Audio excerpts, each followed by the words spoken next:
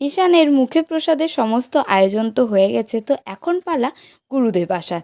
তো গুরুদেব এসে ঈশানকে কোলে তুলে নেয় আর প্রসাদটা একে একে দিতে শুরু করে। তো ঈশানও লক্ষ্মী ছেলের মতো প্রসাদটা মুখে নেয়, কিন্তু একটুও কান্না করে না। কিন্তু পাশে যাদের অন্নপ্রাশন হচ্ছিল তারা প্রচণ্ড কাঁদছিল।